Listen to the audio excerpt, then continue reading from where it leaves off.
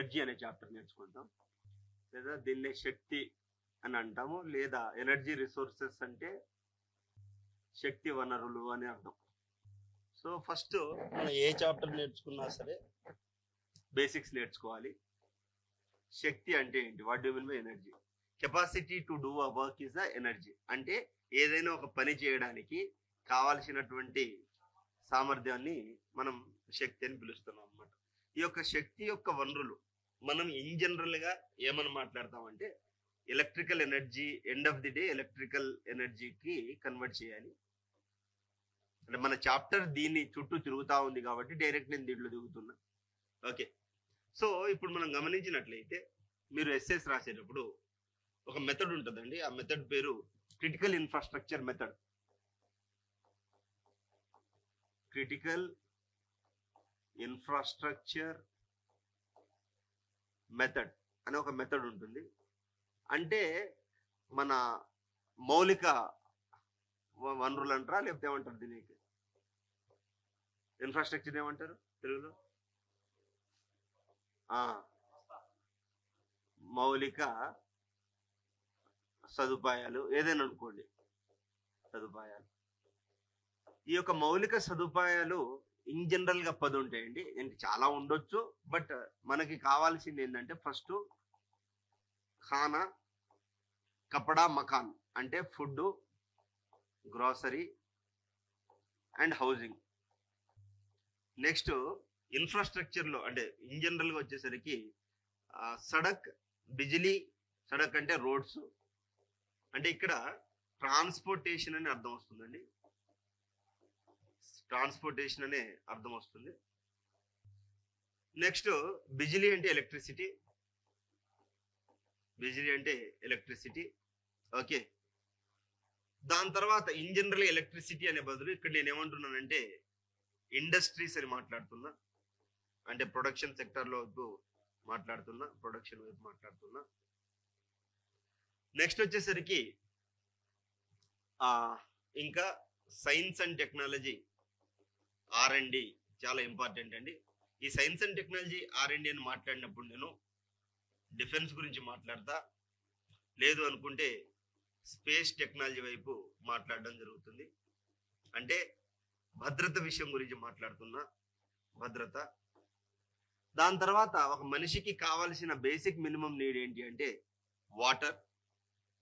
ఏ civilisation చూసుకున్నా సరే okay, water అంటే ఇరిగేషన్ ఫెసిలిటీస్. ఓకే, ఈ యొక్క ఇరిగేషన్ ఫెసిలిటీస్ ఎన్ని అయినాయి? 3, 3 6, 7 అయినాయి కదా. నెక్స్ట్ వచ్చేసరికి అంటే ఫుడ్ అంటే ఇక్కడ అగ్రికల్చర్ అని మాట్లాడుతున్నా నేను. గ్రాసరీ అంటే సర్వీస్ సెక్టర్ అని మాట్లాడుతున్నా, సర్వీస్ సెక్టర్. హౌసింగ్ అంటే అర్బనైజేషన్ గురించి మాట్లాడుతున్నా. నీకు టెర్రరిస్ట్ యాక్టివిటీ చేయాలన్నా సరే, ఏది చేయాలన్నా సరే మేజర్ గా వీటి మీదే ఇంపాక్ట్ ఉంటుందండి. ఓకే, నెక్స్ట్ వచ్చేసరికి ఇంకా మౌలిక సదుపాయాల్లో మనం మాట్లాడుకున్నట్లయితే ప్రైమరీ సెక్టర్ అయిపోయింది, సెకండరీ అయిపోయింది, టెరిషరీ అయిపోయింది, ఇండస్ట్రీస్, సర్వీస్ సెక్టర్ అయిపోయింది. నెక్స్ట్ స్పెషలైజేషన్ అవుతుంది. దాని తర్వాత నెక్స్ట్ ఇంకేంటి? Health. Okay, health especially hospitals, hospital infrastructure గురించి మాట్లాడతాం, దాని తర్వాత నెక్స్ట్ వచ్చేసరికి ఎడ్యుకేషన్. ఇలా మనం మాట్లాడుకుంటూ పోతే చాలానే వస్తుంది. So end of the day మనము ప్రజల్ని హ్యాపీగా ఉంచాలి. ప్రజలు ఎవరంటే మిక్కీ మౌస్. ఈ మిక్కీ మౌస్ ని మనం ఎంత మంచిగా హ్యాపీగా ఉంచగలిగితే ఆ దేశం అంత బాగుంటుంది. అంటే ఇక్కడ ఈ యొక్క మిక్కీ మౌస్ ఎప్పుడు హ్యాపీగా ఉంటాడు సార్ అంటే గ్రోత్ అండ్ డెవలప్మెంట్ ఉన్నప్పుడు హ్యాపీగా ఉండగలుగుతుంది. గ్రోత్ అండ్ డెవలప్మెంట్ ఉన్నప్పుడు ఈ మిక్కీ మౌస్ హ్యాపీగా ఉండగలుగుతుంది. సో ఈ యొక్క మౌలిక సదుపాయాలు కలగాలి అంటే మనకు కావాల్సింది ఎవరు సార్ అంటే ఇందాక మనం మాట్లాడినటువంటి ఆ యొక్క ఎనర్జీ అన్నమాట. అర్థమవుతుందా? ఆ ఎనర్జీ మనకి చాలా అత్యవసరం. ఈ యొక్క ఎనర్జీని ఏ విధంగా ప్రొడ్యూస్ చేస్తామో ఈ ఎనర్జీతోనే ఇవన్నీ ప్రొడ్యూస్ అవుతాయి. నీకు అగ్రికల్చర్ యాక్టివిటీ జరగాలన్నా సరే ఓకే, ఇనీషియల్ గా అంటే ఏమంటారు, నీకు ఇక్కడ energy in the sense electricity ఒకటే కాదు, ఫ్యూయల్ కూడా ఎనర్జీనే. ఓకే, అంటే ఫాజిల్ ఫ్యూయల్స్ కావచ్చు, లేదా నాన్ ఫాజిల్ ఫ్యూయల్స్ కావచ్చు. దాంతోపాటు anything which will make you to do a work, అంటే ఒక పని చేయగలిగే సామర్థ్యం ఉన్నటువంటి ఏ అంశమైనా సరే ఎనర్జీ కింద మాట్లాడతాం. సో ఈ యొక్క క్రిటికల్ ఇన్ఫ్రాస్ట్రక్చర్స్ ఏవైతే ఉంటాయో, ఈ క్రిటికల్ ఇన్ఫ్రాస్ట్రక్చర్ తోనే ఈ ప్రజలు చాలా హ్యాపీగా ఉండగలుగుతారు అనమాట. అర్థమవుతుందా? సో మీకు ఎలాంటి టెర్రరిస్ట్ యాక్టివిటీస్ చేయాలన్నా సరే ఇవే ప్రధాన సెంటర్లుగా చేస్తారు. ఓకే, ఇవే ప్రధాన సెంటర్లు. మీరు ఏ టెర్రరిస్ట్ యాక్టివిటీ అయినా చూసుకోండి, ఇలాంటి ప్రదేశాల్లోనే ఎక్కువ చేయడం జరుగుతుంది. అండ్ మనకు science and technology, economy related ఎస్ఎస్ లో కూడా మీ యొక్క ఆన్సర్ రైటింగ్ వీటితోనే ముందుకెళ్ళాలి. ఇప్పుడు మనము ఏం చూస్తున్నాం సార్ అంటే ఎనర్జీ యొక్క చాప్టర్ గురించి చూస్తున్నాం కదా. ఎనర్జీ యొక్క చాప్టర్ చూస్తున్నాం. ఎనర్జీని ఏ విధంగా ప్రొడ్యూస్ చేస్తాం అనేదే చూస్తాం. ఓకే, ఫస్ట్ ఎనర్జీని ప్రొడ్యూస్ చేయాలి అంటే మనకి రెండు సోర్సెస్ ఉన్నాయండి. ఒకటి రెన్యూవబుల్ ఎనర్జీ, రెండోది non renewable energy. Renewable energy, రెండోది నాన్ రెన్యూవబుల్ ఎనర్జీ. అంటే ఇది పునరుత్పాదక శక్తి వనరులు, ఇది పునరుత్పాదకత కాని శక్తి వనరులు. ఓకే, సో ఈ యొక్క పునరుత్పాదక శక్తి వనరులు ఏంటి సార్ అంటే ఎగ్జాంపుల్ వచ్చేసరికి చాలా ఉంటాయి. దాంట్లో నేను సోలార్ ఎనర్జీ గురించి రాస్తున్నా, విండ్ ఎనర్జీ గురించి రాస్తున్నా, టైడల్ ఎనర్జీ గురించి రాస్తున్నా. ఓకే, ఇతరులు ఇంకా చాలా ఉంటాయి. వీటి నుంచి నేను ఎనర్జీ ప్రొడ్యూస్ చేస్తున్నా. అంటే ఇవి నిరంతరం ప్రొడ్యూస్ అవుతూనే ఉంటాయి. దీని ద్వారా పొల్యూషన్ అనేది అవ్వదు. ఇది సస్టైనబుల్ డెవలప్మెంట్ గోల్స్ లోని ఓకే మనకి 7ని సాటిస్ఫై చేస్తుంది అన్నమాట. ఓకే, 7ని సాటిస్ఫై చేస్తుంది. పునరుత్పాదకత కానిటువంటి శక్తి వనరులు ఏంటంటే మనకి fossil fuels. Okay, Faasil fuel అంటే ఏమంటారని శిలాజ ఇంధనాలు. ఈ యొక్క శిలాజ ఇంధనాలు ఏవైతే ఉన్నాయో, ఈ యొక్క శిలాజ ఇంధనాలు కోల్ కావచ్చు, పెట్రోలియం కావచ్చు. ఓకే, ఇలాంటి శక్తి వనరులు ఉంటాయి. ఓకే, ఇతరులు ఇవి తయారవ్వడానికి కొన్ని వందల ఏళ్ళు పడుతుంది, పట్టడం జరుగుతుంది. ఓకే, సో వీటిని మనం మండించినప్పుడు మనకి డర్టీ డజన్ అనే కెమికల్ కాంపోనెంట్స్ బయటకు వస్తాయి. ఇలా ఈ యొక్క డర్టీ డజన్ కెమికల్ కాంపోనెంట్స్ వచ్చాయి అంటే పర్ఫ్లోరో కార్బన్స్ కావచ్చు. ఓకే, లేదు అనుకుంటే SF6 కావచ్చు, లేదా ఏంటి ఫ్లోరో కార్బన్స్ కావచ్చు. ఓకే, లేదా మీథేన్ కావచ్చు, లేదా లెడ్ కావచ్చు, లేదా సల్ఫర్ కావచ్చు, లేకపోతే దీని ద్వారా సల్ఫ్యూరిక్ యాసిడ్ ఫామ్ అవ్వచ్చు. ఈ విధంగా డిఫరెంట్ కెమికల్స్ ఈ యొక్క శిలాజ ఇంధనాలు కాల్చడం ద్వారా మనకు అన్ని వస్తున్నాయి అన్నమాట.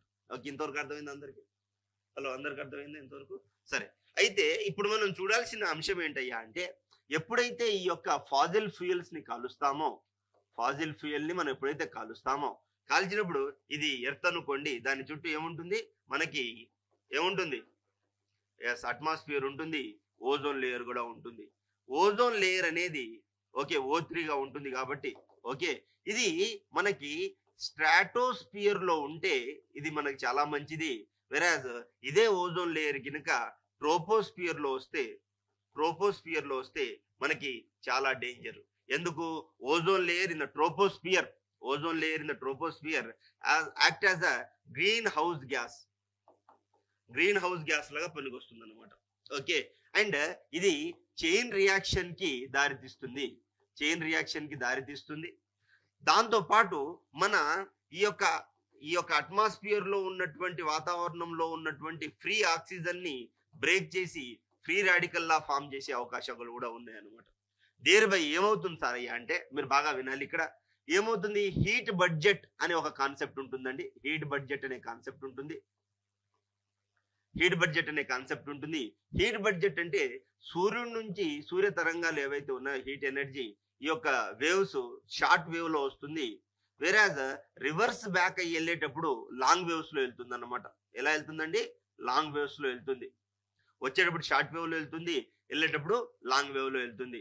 ఈ యొక్క ఓజోన్ కావచ్చు, పర్ఫ్లోరో కార్బన్స్ కావచ్చు, హెక్సాఫ్లోరో కార్బన్స్ కావచ్చు, క్లోరోఫ్లోరో కార్బన్స్ కావచ్చు, ఇవన్నీ ఏం చేస్తాయి సార్ అంటే ఈ విధంగా పార్టికల్స్ లాగా ఈ విధంగా ఇలా ఉండిపోతాయి అన్నమాట. ఈ విధంగా ఉండిపోతాయి. ఎప్పుడైతే రివర్స్ బ్యాక్ ఈ యొక్క హీట్ ఎనర్జీ వెళ్ళాలని ట్రై చేస్తుందో ఈ పార్టికల్ అబ్జర్వ్ చేసుకుని రాత్రిపూట ఇది లాంగ్ వేవ్స్ రిలీజ్ చేస్తే దాని పక్కనున్న పార్టికల్స్ ఈ విధంగా ఒకదానికొకటి పీల్చుకోవడం ద్వారా ఈ యొక్క గ్లోబల్ వార్మింగ్ కి దారి తీస్తుంది.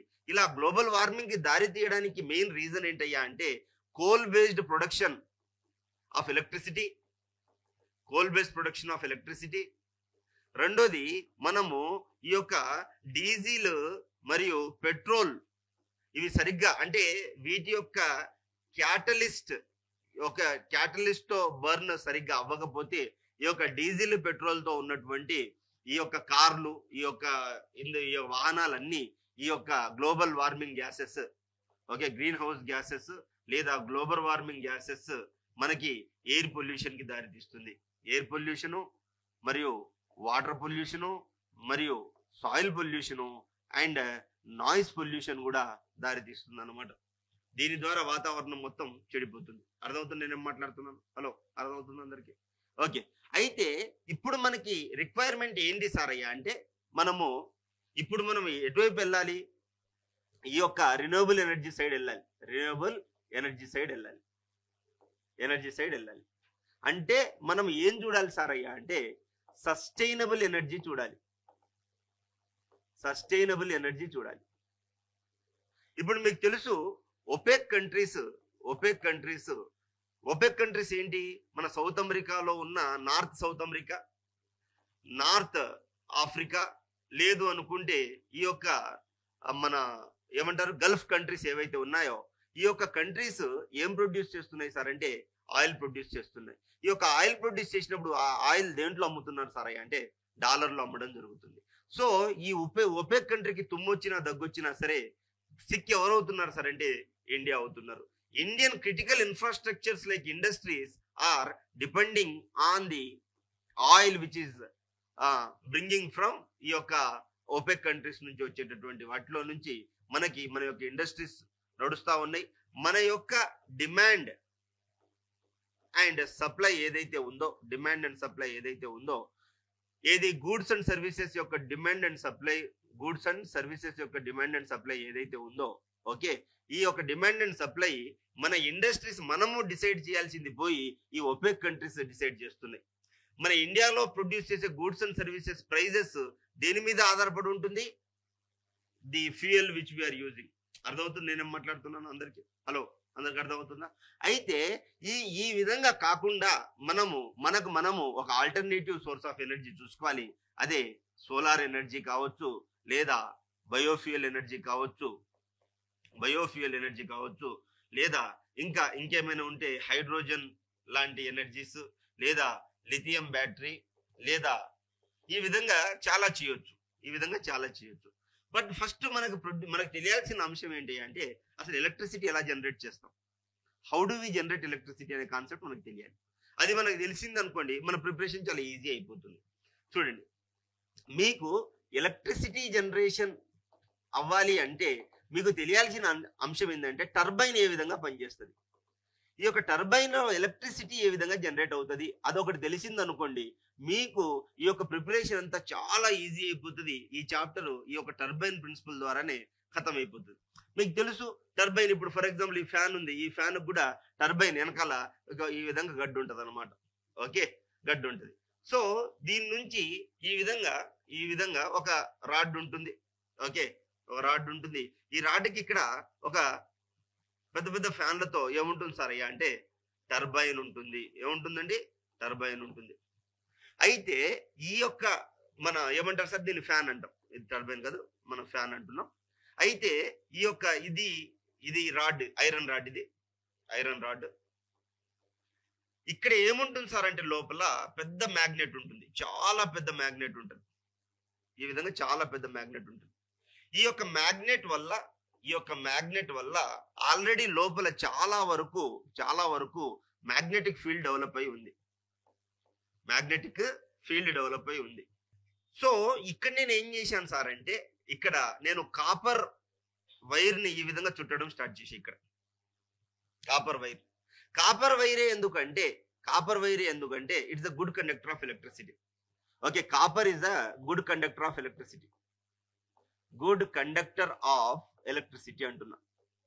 ఇక్కడ మీరు అర్థం చేసుకోవాల్సిన ప్రిన్సిపల్ ఏంటంటే కండక్షన్ అన్న యొక్క ప్రాసెస్ గురించి అర్థం చేసుకోవాలి మనం. కండక్షన్ అన్న పదానికి అర్థం ఏంది సారయ్య అంటే moment of electron. Moment of electron ని మనం ఏమంటున్నాం సార్ అంటే కరెంట్ అంటున్నాం. ఏమంటున్నామండి? కరెంట్ అంటున్నాం. అంటే ఇది ఎలా పనిచేస్తుంది అంటే ఫర్ ఎగ్జాంపుల్ ఇది తీగ అనుకోండి. ఈ తీగలు ఇక్కడ కాపర్ వైర్, ఇక్కడ కాపర్ వైర్ ఉంది కదా. దీంట్లో ఉన్న అవుటర్ మోస్ట్ ఎలక్ట్రాన్ ఇక్కడ షిఫ్ట్ అవుతుంది, ఇది ఇక్కడ షిఫ్ట్ అవుతుంది, ఇలా షిఫ్ట్ అవుతుంది, ఇలా షిఫ్ట్. ఈ విధంగా ఒక ఎలక్ట్రాన్ ఒక ప్రదేశం నుంచి ఇంకో ప్రదేశానికి కంటిన్యూస్ గా షిఫ్ట్ అయితే దీన్నే కరెంట్ అని అంటున్నాము. టెక్నికల్ టర్మ్ లో దీన్నే ఎలక్ట్రిసిటీ అని అనడం జరుగుతుంది అనమాట. ఇంతవరకు అర్థమైందా కరెంట్ అంటే ఏంటి అనేది అర్థమైంది నీకు? సో ఇక్కడ నేను ఏం చేస్తున్నాను సారయ్య అంటే నేను ఎట్టి పరిస్థితుల్లో ఈ కాపర్ వైర్ లో ఉన్నటువంటి అవుటర్ మోస్ట్ ఎలక్ట్రాన్ ని నేను కదపగలగాలి. అది ఏ విధంగా కదపగలుగుతా ఈజ్ అ క్వశ్చన్. ఇక్కడ ఎప్పుడైనా సరే ఈ యొక్క మ్యాగ్నెట్ ఉన్న దగ్గర, పెద్ద మ్యాగ్నెట్ ఉన్న దగ్గర లోపల ఆల్రెడీ చాలా మ్యాగ్నెటిక్ ఫీల్డ్ ఉంటుంది.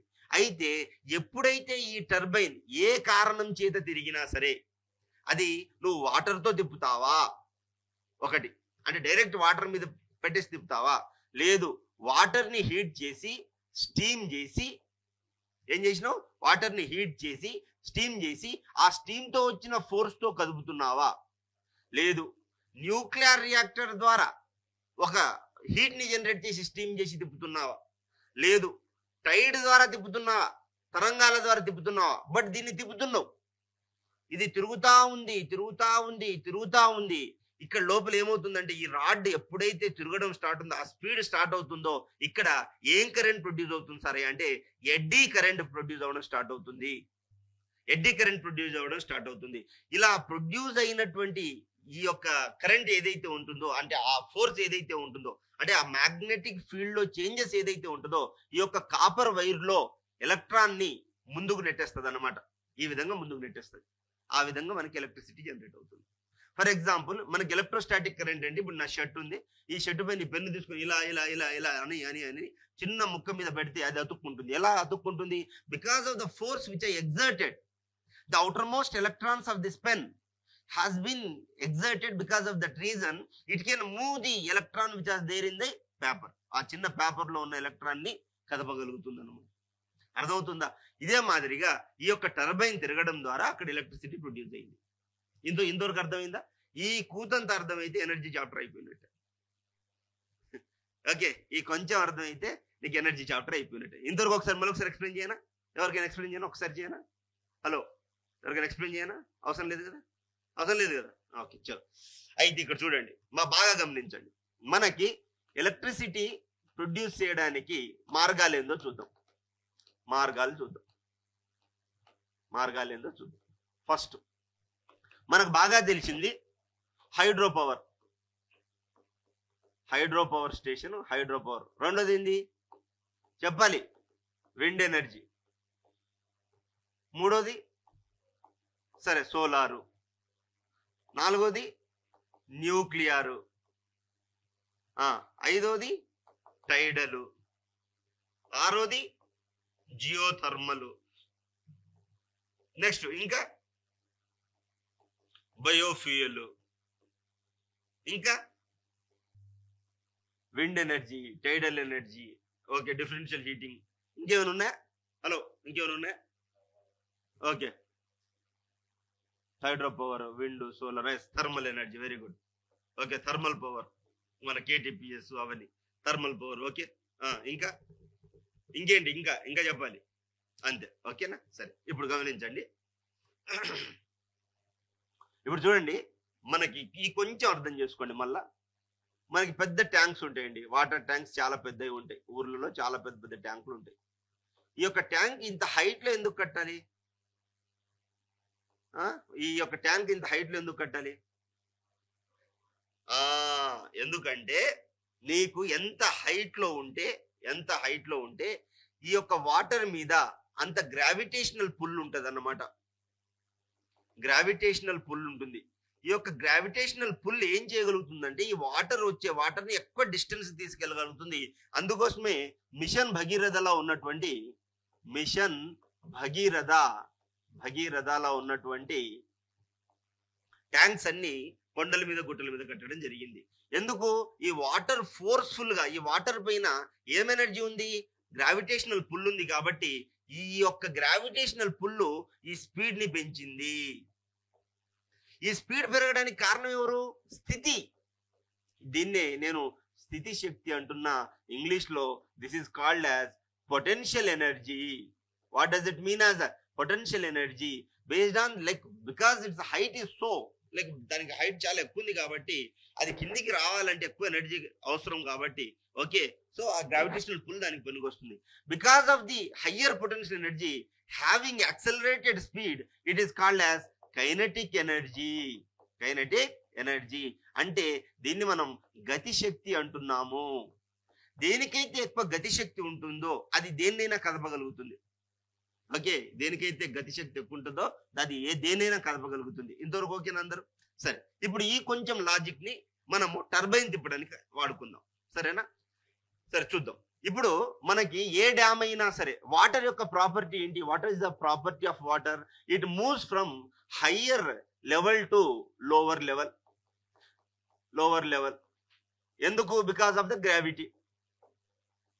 దీంట్లో ఏమైనా ఎవరికైనా వ్యత్యాసం ఉందా? ఏం లేదు కదా. వాటర్ అనేది ఎత్తం నుంచి పొల్లంకాయ వస్తాయి, పొల్లం నుంచి ఎత్తుకు పోతే పో. అయితే ఈ యొక్క వాటర్ మనకి న్యాచురల్ శ్రీశైలం డ్యామ్ కావచ్చు, లేకపోతే ఏ డ్యామ్ అయినా కావచ్చు, ఎలక్ట్రిసిటీ జనరేట్ కాస్త ఇటో కొండ ఉంటుంది. న్యాచురల్ గా ఇక్కడ వాటర్ స్టోర్ అయి ఉంటుంది. ఓకే, నేను ఏం చేస్తున్నాను సార్ అంటే ఇక్కడ టర్బైన్స్ పెడుతున్నా. ఇక్కడ నేనేం చేసిన? టర్బైన్లు పెట్టినా. బేసికల్ ఇక్కడ టర్బైన్ పెట్టరు, అది పగిలిపోతాయి. బట్ నీకు అర్థం కావడానికి చెప్తున్నా. బేసికల్ గా ఇలా టైల్ కెనాల్ ఒకటి తీసి దాని మీద నుంచి వచ్చే వాటర్ ఈ యొక్క తిప్పడానికి యూజ్ చేస్తారు. బట్ మనకు అర్థం కావడానికి మీకు చెప్తున్నా. సో ఈ గేట్లు ఎత్తేసినప్పుడు ఇక్కడున్న వాటర్ ఫోర్స్ఫుల్ గా వస్తుంది. Because it's height is so దీనికి హైట్ చాలా ఎక్కువ ఉంది కాబట్టి దీన్ని నేను ఏమంటున్నా? పొటెన్షియల్ ఎనర్జీ అంటున్నా, గతి శక్తి. అది కాస్త ఏం ఎనర్జీగా మారింది? కైనెటిక్ ఎనర్జీగా మారింది. దేని మీద పడ్డది? టర్బైన్ మీద. టర్బైన్ తిరిగింది. ఈ టర్బైన్ తిరగడం వల్ల ఈ టర్బైన్ తిరగడాన్ని నేను మెకానికల్ ఎనర్జీ అంటున్నా. ఈ టర్బైన్ తిరగడం వల్ల మెకానికల్ ఎనర్జీ ప్రొడ్యూస్ అయింది కదా. ఈ యొక్క మ్యాగ్నెటిక్ ఫీల్డ్ లో చేంజెస్ రావడం వల్ల ఏం కరెంట్ గా ఫామ్ అయింది? అది ఎడ్డీ కరెంట్ గా ఫామ్ అయింది. ఈ యొక్క ఎడ్డీ కరెంట్ ని నేను ఎలక్ట్రికల్ ఎనర్జీ అంటున్నా. అంటే ఈ యొక్క గతిశక్తి కాస్త మన స్థితి శక్తి కాస్త గతి శక్తిగా మారి అది కాస్త యాంత్రిక శక్తిగా మారి దాని తర్వాత విద్యుత్ శక్తిగా మారింది. ఈ విధంగా ప్రొడ్యూస్ అవుతుంది కాబట్టి దీన్ని ప్రొడ్యూస్ చేసే సంస్థల్ని జెన్కో అంటాం. జనరేషన్, కోఆపరేషన్, కార్పొరేషన్ అంటారు. సో ఈ ఎలక్ట్రికల్ ఎనర్జీ ఎక్కడికి వెళ్తుంది? ట్రాన్స్మిషన్ కి వెళ్తుంది అనమాట. ట్రాన్స్మిషన్ అవుతుంది. అందుకోసం దాన్ని మనం ట్రాన్స్కో అంటాం. ఇక్కడ నుంచి దీన్ని హయ్యర్ వోల్టేజ్, లోవర్ వోల్టేజ్ గా చేంజ్ చేసి మనకి industrial purpose, urban purpose and villages లో మళ్ళా agriculture purpose and domestic purpose గా మారుస్తారు. సో అగ్రికల్చర్ పర్పస్ కి వోల్టేజ్ లో డిఫరెన్సెస్ రావాలి. సో ఇదంతా ట్రాన్స్కో ఇక్కడ నుంచి డిస్ట్రిబ్యూట్ చేస్తుంది కాబట్టి దీన్ని నేను ఏమంటున్నానంటే డిస్కామ్ అంటున్నా. దేర్ బై నాకు నా యొక్క ఇండస్ట్రియల్ నీడ్స్ ఏవైతే ఉన్నాయో ఎండ్ ఆఫ్ ది డే నా మిక్కీ మౌజ్ హ్యాపీగా ఉండాలి. ఈ మిక్కీ మౌజ్ ఎవరు? ప్రజలు. వీడు హ్యాపీగా ఉండడం కోసమే ఈ లత్కోర్ పంచాయతీ అంతా. అర్థమైందా? సో ఈ యొక్క హై లెవెల్ మన హై లెవెల్ నుంచి లో లెవెల్ వచ్చింది. ఈ విధంగా ప్రొడ్యూస్ చేస్తే దీన్ని మనం ఏమంటున్నాం? హైడ్రో పవర్ అంటున్నాం. దీనివల్ల లాభాలు ఉన్నాయి, నష్టాలు ఉన్నాయి. వాటి జోలికి మనం పోం. ఎనర్జీ చాప్టర్ అవన్నీ లేవు. ఇంతవరకు అర్థమైందా? హైడ్రో పవర్ అర్థమైందా? End of the day you have to move the just turbine ని తిప్పాలంతే. అర్థమైందా నేనేం మాట్లాడుతున్నాను? నెక్స్ట్ ఇంకేం ఎనర్జీ ఆల్రెడీ రాసుకున్నారు కదా. చెప్పండి ఇంకేం ఎనర్జీ రాశారు?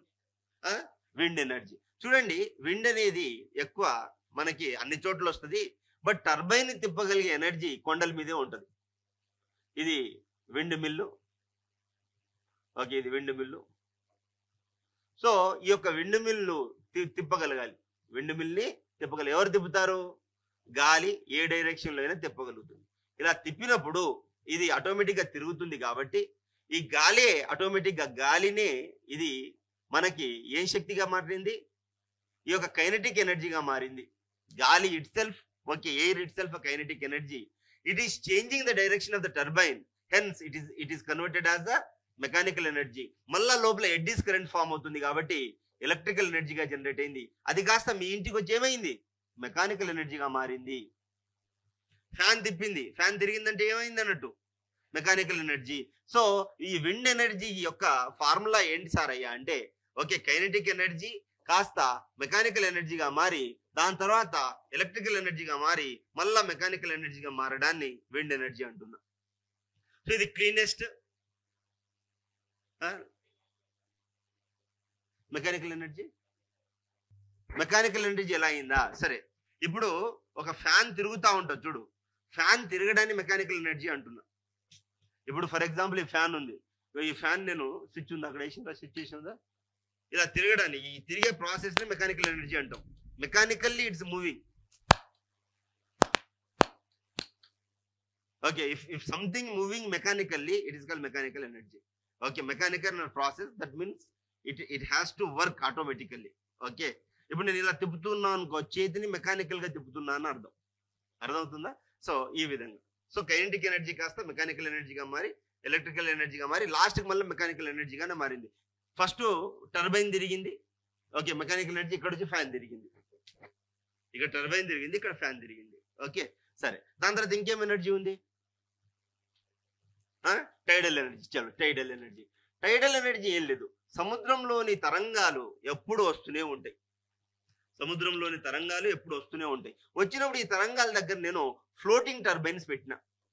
ఏం పెట్టినా? ఫ్లోటింగ్ టర్బైన్స్ పెట్టినా. సో టైడల్ ఎనర్జీ కాస్త దాన్ని నేను ఏమంటున్నా? కైనెటిక్ ఎనర్జీ అంటున్నా. ఇది ఎవరిని తిప్పింది? టర్బైన్ ని తిప్పింది కాబట్టి అది మెకానికల్ ఎనర్జీ అయింది. ఈ టర్బైన్ లోపల ఎవరున్నారు? ఎలక్ట్రికల్ ఎనర్జీ ఉంది. సో ఎలక్ట్రికల్ ఎనర్జీ ఇంటికి వచ్చి ఏమైంది? మెకానికల్ ఎనర్జీ అయింది. సో ఇది ఆఫ్ షోర్, ఆన్ షోర్ అని ఉంటుంది. ఆఫ్ షోర్ అంటే ఒడ్డున పెడతాము, ఆన్ షోర్ అంటే సముద్రం మధ్యలో పెడతాము. సముద్రం బయట పెడితే ఏమవుతుందంటే టైడ్స్ ముందు వెనకాల అవుతుంది. ఫుల్ ముండే, హాఫ్ ముండే, లేకపోతే అప్పుడు డిఫరెన్సెస్ వచ్చి ఇది వస్తుంది. దాని తర్వాత దీన్నే టైడల్ ఎనర్జీ అంటున్నాం అన్నమాట. అర్థమవుతుంది అందరికి? నెక్స్ట్ ఇంకేం energy? Yes, nuclear energy. Very good, nuclear energy. ఈ యొక్క న్యూక్లియర్ ఎనర్జీలో చూడండి, మనకి రెండు ప్రిన్సిపల్స్ ఉంటాయండి. న్యూక్లియర్ ఫ్యూజన్ ఉంటుంది, న్యూక్లియర్ ఫిజన్ ఉంటుంది అన్నమాట. తెలుగులో ఏమంటారు? ఫ్యూజన్ ని. ఇదేమో విచ్చిత్తి, ఇది సంలీనమా? సంలీనం. సో ఈ యొక్క ఫ్యూజన్ లో స్మాలెస్ట్ మెటీరియల్ లైక్ హైడ్రోజన్ మరియు హీలియం లాంటి దాన్ని కలపడం ద్వారా ఎలక్ట్రిసిటీ జనరేట్ అవుతుంది. బట్ ఇది నియర్లీ ఇంపాసిబుల్. ఇంతవరకు ప్రపంచంలో ఎవ్వరూ దీన్ని ఉత్పత్తి చేయలేదు. ఎందుకు? ఈ రెండు కలిస్తే ఎంత ఎనర్జీ ప్రొడ్యూస్ అవుతుందంటే దాన్ని రెగ్యులేట్ చేయలేం అన్నమాట. అంటే దాన్ని నియంత్రణ చేయలేం. నియంత్రణ అవ్వదు. అది పేలిపోయి అది హైడ్రోజన్ బాంబ్ లా తయారవుతుంది. ఇది హైడ్రోజన్ బాంబ్ లా తయారవుతుంది. ఇప్పటి వరకు మనం చేయలే, చైనాలో చేస్తున్నారు, న్యూస్ లో వస్తున్నాయిలే కానీ ఇంకా ప్రూఫ్ లేదన్నమాట. ఓకే, మరి ఫిజన్ అంటే ఏంటి? ఫిజన్ అంటే ఏంటంటే ఈ యొక్క యురేనియం 235, థోరియం, దాంతో పాటు ఇతర రేడియో యాక్టివ్ ఎలిమెంట్స్ ఏదైతే ఉంటాయో, ఈ రేడియో యాక్టివ్ ఎలిమెంట్స్ ఏవైతే ఉంటాయో ఈ రేడియో యాక్టివ్ ఎలిమెంట్స్ మనకి ఫస్ట్ రా సబ్స్టెన్స్ గా దొరుకుతుంది. ఈ యొక్క రా సబ్స్టెన్స్ గా దొరికినప్పుడు దాన్ని మనం ఏం చేయాలి సార్ అంటే శుద్ధి చేయాలి, ఎన్రిచ్మెంట్ అంటాము. ఏ విధంగా రేడియో యాక్టివ్ ఎలిమెంట్స్ ని ఎన్రిచ్ చేస్తారు అనేది క్వశ్చన్ ఇక్కడ. how radioactive elements will get enriched is the question here. ఎలా?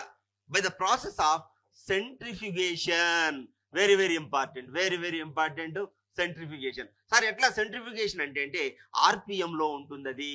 దీంట్లో 2 సెంట్రిఫికేషన్లు ఉంటాయి, సెంట్రిపిటల్ సెంట్రిఫ్యూగల్. సెంట్రిఫ్యూగల్ ఇంత అవసరం లేదు, ఏదో నాకు చదవచ్చని చెప్తున్నా అంతే. జనరల్ ఇంత అవసరం లేదు, నాకు చదవచ్చని చూపించుకుంటున్నా, దీనికి పనికిరాని చదువు ఇది. సరే, అయితే సెంట్రిఫికేషన్ ఎలా చేస్తారు? ఫర్ ఎగ్జాంపుల్ నీ బ్లడ్ తీసుకుంటారు, బ్లడ్ తీసుకుని వాడి దగ్గర సెంట్రిఫ్యూగల్ ఉంటుంది అనమాట. ఆ టెస్ట్ ట్యూబ్ లో పెట్టేసి దానికి మూత పెట్టేసి అన్ని పెట్టి వాడు స్విచ్ చేయగానే తిరుగుతా ఉంటుంది. అలా తిరగడం వల్ల, ఎక్కువసారి తిరగడం వల్ల ఏమవుతుందంటే నీ బ్లడ్ లో ఉన్న కాంపోనెంట్స్ అన్ని ప్లాస్మా, ఆర్బీసీకి ఆర్బీసీ, డబ్ల్యూబీసీ సపరేట్ అవుతుంది. దాన్ని సెంట్రిఫ్యూగ్ అంటాం. నీకు మన ఊరి పరిభాషలో మాట్లాడాలంటే మజ్జిగలో ఒక కర్ర పెట్టి ఆ గుత్తిలా ఉండే తిప్పుతా ఉంటే లోపల నుంచి మిగడ ఎలా వస్తుందో దాన్ని కూడా సెంట్రిఫికేషన్ అంటాం. అయితే ఈ సెంట్రిఫికేషన్ ద్వారా ఇక్కడ సెంట్రిపిటల్ కాదు, సెంట్రిఫ్యూగల్ చేయడం ద్వారా అవసరం లేదు, నీకు అవసరం లేదు. ఓకే, ఈ సెంట్రిఫ్యూగల్ చేయడం ద్వారా ఇక్కడ ఏమవుతుంది సార్ అయ్యా అంటే, వినండి, బాగా వినండి. 90% ఎన్రిచ్మెంట్, 70% ఎన్రిచ్మెంట్, 30% ఎన్రిచ్మెంట్. 90% కనుక ఎన్రిచ్ చేస్తే అది కాస్త అటామిక్ బాంబ్స్ లో యూజ్ చేస్తాము. నీకు 70% ఎన్రిచ్ అయింది అనుకోండి, ఎలక్ట్రిసిటీ జనరేషన్ కి యూజ్ అవుతుంది. 30% ఎనర్జీ అయితే హెల్త్ లో యూజ్ అవుతుంది. హెల్త్ లో ఏ విధంగా యూజ్ అవుతుందంటే క్యాన్సర్ ట్రీట్మెంట్ లో యూజ్ చేస్తాము. అందుకోసమే దాన్ని రేడియోలాజికల్ ట్రీట్మెంట్ అంటాము. రేడియోలాజికల్ ట్రీట్మెంట్ అని అంటాము. సరే, అయితే నాన్ ప్రొలిఫరేషన్ ట్రీటీ ప్రకారం, ఏది న్యూక్లియర్ నాన్ ప్రొలిఫరేషన్ ట్రీటీ ప్రకారం మనము ఈ యొక్క టెక్నాలజీ ఏదైతే ఉందో అది అన్ని దేశాలకు ఇవ్వకూడదు. కేవలం ఈ యొక్క ఐక్యరాజ్య సమితిలో ఉన్న పర్మనెంట్ మెంబర్షిప్ దగ్గర ఉండాలని అనుకున్నారు. బట్ ఏమైంది, మనకు ఆ టెక్నాలజీ ముందే తెలిసిపోయి మనము పోఖ్రాన్ లో 2 సార్లు టెస్ట్ చేశాము. Laughing Buddha laughed again. Okay, ఈ 2 టెస్టులు చేశాము. చేసినప్పుడు ప్రపంచ దేశాలకి మనం మీద కూడా శాంక్షన్ చేద్దాం అని అనుకున్నానులే కానీ, so because of the political conditions they could not do anything. But China ఏం చేసింది సార్ అంటే, చైనా పాకిస్తాన్కి నేర్పింది పిచ్చోడి చేతిలో చేయనట్టు ఇరాక్ చేతిలో కూడా ఈ యొక్క సెంట్రిఫ్యూగల్ టెక్నాలజీ వెళ్ళిపోయింది. మరి వెళ్ళిపోతే ఎవరికి నొప్పి?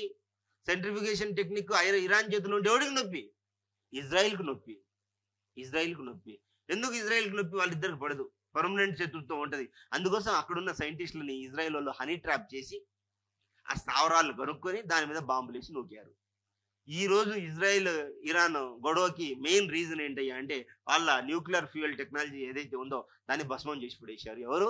ఇజ్రాయిల్ వాళ్ళు. ఇదంతా లొత్కోర్ పంచాయతీ మీరు ఇంటర్నేషనల్ రిలేషన్ లో నేర్చుకుంటారు. అది నా కప్ ఆఫ్ టీ కాదు కాబట్టి నేను ఇక్కడ వరకు మాట్లాడతాను. ఓకే, సో ఏమైంది ఇక్కడ? సెంట్రిఫికేషన్ అంటే నీకు ఒక రేడియో యాక్టివ్ ఎలిమెంట్ కావాలి అంటే what you have to do? Centrifugation చేయాలి. What you need to do? Centrifugation. ఈ యొక్క ప్యూరిఫికేషన్ ప్రాసెస్ ని ఓకే ప్యూరిఫై చేస్తున్నాం. అయితే ఇక్కడ మనకు కావాల్సింది ఏందో చూడండి, బాగా వినాలి. ఇప్పుడు చూడండి, ఒక యురేనియం తీసుకున్నా, నేను యురేనియం 235 తీసుకొచ్చి బాగా స్పీడ్గా వచ్చి ఒక న్యూట్రాన్ తో గుదిపిచ్చా. యురేనియం 235 గుదిపిస్తే నాకు 2 ఎలిమెంట్స్, చిన్న ఎలిమెంట్స్ ప్రొడ్యూస్ అయినాయి. దీంతో పాటు నాకు అత్యధిక ఎక్కువ హీట్ జనరేట్ అయింది. ఏం జనరేట్ అయిందండి? హీట్ జనరేట్ అయింది. ఈ యొక్క హీట్ జనరేట్ అయింది కాస్త ఇది నాకు ఎలా తయారైంది సార్ అంటే థోరియం లాగా మరియు బెరీలియం లాగా తయారైంది. ఎలా? బెరీలియం లాగా తయారైంది. ఈ హీట్ ఏదైతే జనరేట్ అయిందో బాగా వినాలి. ఇక్కడ హీట్ ఏదైతే జనరేట్ అయిందో ఈ హీట్ ని నేను ఏం చేస్తున్నాను సార్ అంటే లిక్విడ్ సోడియం ని హీట్ చేస్తున్నా. లిక్విడ్ సోడియం ని లేదా నైట్రోజన్ ని లేదా ఇతర కెమికల్స్ లేదా which is in a fluid form which can retain the heat. ఆ యొక్క ఫ్లూయిడ్ లోపల ఎక్కువసేపు హీట్ ఉండగలగాలి. ఈ యొక్క హీట్ ఉండే లిక్విడ్ నైట్రోజన్ కావచ్చు, సోడియంలో కావచ్చు, అది విపరీతమైన హీట్ ఉంది కదా, ఈ హీట్ చుట్టూ ఎవరిని పంపిస్తున్నా? వాటర్ ని పంపిస్తున్నా. అంత హీట్ అబ్జర్వ్ చేసుకున్న వాటరు ఎలా మారుతుంది? స్టీమ్ లాగా మారుతుంది. ఎలా మారిందండి? స్టీమ్ లాగా మారుతుంది. ఈ విధంగా స్టీమ్ లాగా మారినటువంటి మన వాటరు, ఓకే వినాలి, సరే, ఈ విధంగా స్టీమ్ లాగా మారినటువంటి వాటర్ ఇక్కడున్న టర్బైన్ ని ఎంత తిప్పింది అనమాట. తిప్పడం ద్వారా ఈ మెకానికల్ ఎనర్జీ కాస్త మళ్ళీ ఎలక్ట్రికల్ ఎనర్జీగా మారి మీ ఇంటికి వచ్చి మెకానికల్ ఎనర్జీగా మారింది. ఇదే సోలార్ ఎనర్జీ. సరే సరే, న్యూక్లియర్ ఎనర్జీ సరే, క్షమించాలి, న్యూక్లియర్ ఎనర్జీ అర్థమైందా? ఒకవేళ ఈ థోరియం వచ్చింది కాస్త దీన్ని మళ్ళా న్యూట్రాన్ తో మళ్ళా ఎన్రిచ్ చేసి దీన్ని మళ్ళా న్యూట్రాన్ తో బుద్ధిపిచ్చి దాని నుంచి ఎలక్ట్రిసిటీ జనరేట్ చేస్తే దీన్ని బ్రీడర్ రియాక్టర్ అంటాము. ఇది కల్పకం మినీలో ఉంది. ఇది బాబాసాహెబ్, ఆయన పేరేంటి? బాబాసాహెబ్ కాదు, అదే Bhabha atomic research centre, okay, society చెప్పి ఆయన గుర్తుకొస్తాడు. Okay, so Bhabha atomic centre లో ఇది ఇటువంటి కల్పకం మినీ, అంటే వీటిని బ్రీడర్ రియాక్టర్స్ అంటాము. ఈ విధంగా తయారు చేస్తే న్యూక్లియర్ ఎనర్జీ వస్తుంది. మరి మీరు ఇందాక మాట్లాడారు కదా సార్, ఏమని? ఈ హైడ్రోజన్ హీలియం కలిస్తే మరి దాన్ని కంట్రోల్ చేయలేమన్నారు కదా, మరి దీన్ని ఎట్లా కంట్రోల్ చేశారని మీరు అడిగారు. మంచి క్వశ్చన్ అడిగారు, ఎవరు అడగలేదు, మీరే అడిగారు. సో ఈ రియాక్షన్ జరిగేటప్పుడు నేను ఏం చేస్తానంటే డ్యూటేరియం ఆక్సైడ్ అంటే హెవీ వాటర్, మన మనుగురు లాంటి ప్రదేశంలో వాటర్ని ఎన్రిచ్ చేసి భార నీటిలాగా మారుస్తాము. ఈ భార నీరు ఎప్పుడైతే యురేనియం మీద ఆ రియాక్షన్ మీద పడుతుందో ఈ యొక్క డ్యూటేరియం ఆక్సైడ్ కంట్రోలర్ లాగా పనిచేస్తుంది. ఓకే, ఈ యొక్క రియాక్షన్ కంట్రోలర్ లాగా పనిచేస్తుంది. ఈ విధంగా కంట్రోలర్ లాగా పనిచేసినప్పుడు ఇది బాంబు లాగా అయితే పేలదు. లేకపోతే చెర్నోబిల్ ఇన్సిడెంట్ లాగా తయారవుతుంది అన్నమాట. చెర్నోబిల్ ఇన్సిడెంట్ లా తయారవుతుంది. కానీ ఇక్కడ ఇప్పుడు నేచర్ తానే క్యూర్ చేసుకుంటుంది కాబట్టి ఒక ఫంగస్ వస్తుంది. ఆ ఫంగస్ గురించి తర్వాత మాట్లాడుకుందాం. ఓకే, దీన్ని మనం ఏమంటున్నాం? Nuclear energy. అంటే ఇక్కడ ఏం జరిగింది? అటామిక్ ఎనర్జీ కాస్త హీట్ ఎనర్జీగా మారి, హీట్ ఎనర్జీ కాస్త కైనెటిక్ ఎనర్జీగా మారి, కైనెటిక్ ఎనర్జీ కాస్త మెకానికల్ ఎనర్జీగా మారి, మెకానికల్ ఎనర్జీ కాస్త ఎలక్ట్రికల్ ఎనర్జీగా మారి, ఎలక్ట్రికల్ ఎనర్జీ కాస్త మెకానికల్ ఎనర్జీగా మారింది. ఇది ఈ ప్రాసెస్ ని మనం ఏమంటున్నామంటే న్యూక్లియర్ ఎనర్జీ అంటున్నాము. మీరు రాసుకోవట్లేదు, చేయనా? మంచిగా చేస్తా చూడు. ఎక్కడి నుంచి? ఇక్కడ నుంచి అయినా స్టార్టింగ్ నుంచే మొత్తం చెప్తా చూడు, మంచిగా చెప్తా. ఇప్పుడు యురేనియం ఉందక్క, యురేనియం రేడియో యాక్టివ్ ఎలిమెంట్. దీన్ని ఎన్రిచ్ చేసినాం, 90% ఎన్రిచ్ చేస్తే ఇది తయారైంది. దీన్ని స్పీడ్గా వచ్చి ఒక న్యూట్రాన్తో లటక్కని గుదిపిస్తే నాకు 2 ఎలిమెంట్స్ ప్రొడ్యూస్ అయ్యాయి. దాంతో సంబంధం లేదు, మనకు దోస్తి లేదు వాటితో. థోరియము బెరిలియంతో మనకు దోస్తి లేదు. మనకి దేంతో పని? హీట్తోనే పని. ఈ హీట్తో ప్రొడ్యూస్ అయింది కదా, ఈ హీట్ నేను ఏం చేశానంటే లిక్విడ్ సోడియం కానీ నైట్రోజన్ కానీ various chemicals which can retain heat for long period of time. So ఆ హీట్ ని పీల్చుకున్నటువంటి ఈ యొక్క లిక్విడ్ సోడియం నైట్రోజన్ ఏం చేస్తుంది సార్ అంటే దాని చుట్టూ వాటర్ పంపిస్తా ఉంటా. సో ఈ హీట్, ఈ యొక్క లిక్విడ్ నైట్రోజన్ నుంచి వచ్చినటువంటి హీట్ దేనికి వెళ్ళింది? వాటర్కి వెళ్ళింది. ఆ వాటర్ బాగా వేడెక్కి స్టీమ్ అయింది, ఆవిరైపోయింది. ఈ ఆవిరి వెళ్ళి ఎవరిని కొట్టింది? టర్బైన్ గుయ్యం తిరిగింది అన్నమాట. ఎట్లా తిరిగింది? గుయ్యం తిరిగింది. ఇలా తిరిగినప్పుడు లోపల ఉన్న టర్బైన్, లోపల ఉన్న ఎలక్ట్రిసిటీ ఎడ్డీ కరెంట్ ఫామ్ చేసింది. అదో ఎడ్డీది, అందుకోసం ఎడ్డీ కరెంట్ ఫామ్ చేసింది. సో ఈ యొక్క ఎడ్డీ కరెంట్ ని మనం ఎలక్ట్రికల్ కరెంట్ అంటున్నాం, లేదా మన ఇంటికి వస్తే దాన్నే మెకానికల్ ఎనర్జీ అంటున్నాం. ఇంతే, దీన్నే న్యూక్లియర్ ఎనర్జీ అంటున్నాం. సో ఏ దేశం అయితే ఈ యొక్క ఎలక్ట్రిసిటీ ప్రొడ్యూస్ చేస్తుందో ఓకే, ఆ దేశం సుసంపన్నమైన దేశం అవ్వడానికి పాసిబిలిటీ అవుతుంది. ఎందుకంటే you know need to produce the what is it Faasil fuel. నువ్వు మన దేశంలో ఉన్న కోలు మెచ్యూర్డ్ కోల్ కాదు, ఓకే, చాలా ఇంప్యూర్ కోల్. అందుకోసం కెనడా నుంచి, చైనా నుంచి మనం కోల్ని ఇంపోర్ట్ చేసుకుంటున్నాం. అలాంటి దుస్థితి రాదు. Okay, so end of the day మనకి ఏం సెక్యూరిటీ ఉండాలి? శక్తి భద్రత కావాలి. శక్తి భద్రత అంటే ఏంటి? A3 availability, accessibility, affordability. అర్థమైందా? అంత ఈజీ ఏం లేదు, very easy. Okay, next next next ఇంకేంటి చెప్పాలి, పట్ పట్ అని చెప్పాలి. అటామిక్ ఎనర్జీ, ఆటమ్ నుంచి ఎనర్జీ వస్తుంది కాబట్టి దాన్ని అటామిక్ ఎనర్జీ అన్న. ఓకేనా అమన్ భాయ్? ఓకే. నెక్స్ట్ ఇంకేం ఎనర్జీ? సోలార్. మంచిగా చెప్తా వినండి. సోలార్ ఎనర్జీ వినండి, ఇది సూర్యుడు. ఓకే, ఈయన సూర్యుడు అన్నమాట. సూర్యుడు ఈయన దగ్గర నుంచి వచ్చే రేస్ని నేను ఫోటాన్ అంటున్నా. ఏమంటున్నా? ఫోటాన్. ప్రోటాన్ కాదయ్యా, ఫోటాన్. ఆ ఎనర్జీని ఫోటాన్ ఎనర్జీ అంటున్నా. అయితే నా దగ్గర ఏం ప్లేట్ ఉంది? సిలికాన్ ప్లేట్ ఉంది. సిలికాన్ ప్లేట్, సోలార్ ప్లేట్ దేంతో తయారు చేశాం? సిలికాన్ ప్లేట్తో తయారు చేశాం. కానీ నేను ఎలా అరేంజ్ చేశానంటే పాజిటివ్ నెగిటివ్ పాజిటివ్ లేదా ఎన్పిఎన్ జంక్షన్ లాగా లేదా పిఎన్పి జంక్షన్ లాగా తయారు చేసిన. అంటే positive negative positive, negative positive negative, positive negative positive, అట్లా నా ఇష్టం, నేను ఎట్లయినా తయారు చేసుకుంటా. ఓకే, అయితే ఈ యొక్క అవుటర్ మోస్ట్ ఎలక్ట్రాన్ ఏది? సిలికాన్ లో ఉన్న అవుటర్ మోస్ట్ ఎలక్ట్రాన్ ఎప్పుడైతే ఈ యొక్క హీట్ ఎనర్జీ వచ్చి లటక్కని తాగుతుందో ఇది మూవ్ అవుతుంది, మళ్ళీ ఇది మూవ్ అవుతుంది, ఇలా మూవ్ అవుతుంది, తీగల్లో పెట్టి పంపిస్తాం. అంటే సిలికాన్ లో ఉన్నటువంటి అవుటర్ మోస్ట్ ఎలక్ట్రాన్ ని గినుక నేను కదవగలిగితే మనకి ఎండ్ ఆఫ్ ది డే ఎవరు కావాలి? ఎలక్ట్రాన్ మూవ్ అవ్వాలి. అది purpose. You need here the main thing is you need to move the electron. How you are moving is immaterial. With the eddies current you are moving, with the nuclear energy you are moving, with the water you are moving. What current, how you are moving is immaterial for me. You need to move the outermost electron. Movement of the electron is called current. అర్థమైందా? అందరికి అర్థమవుతుందా? సరే, అయితే ఈ విధంగా solar energy produce చేయొచ్చు. But we are so like we don't have a solar plate technology skill లేదు, లేదు మన దగ్గర. ఓకే, అంటే దానికి సంబంధించినటువంటి ఎడ్యుకేషన్ లేదు, ఎంప్లాయ్మెంట్ లేదు, హెన్స్ హ్యూమన్ రిసోర్స్ లేదు మన దగ్గర. దాంతో మన దగ్గర రూలు లేదు, రెగ్యులేషన్ లేదు. సో మనం రెస్పాన్సిబుల్గా కూడా లేవు అనమాట. ఏదైనా నోటికి వచ్చింది రాసుకోవచ్చు, నీకు నచ్చింది రాసుకోవచ్చు, ఇట్లా పెట్టుకోవాలి, నచ్చింది రాసుకోవాలి. ఆన్సర్ కరెక్టే. అర్థమవుతుందా?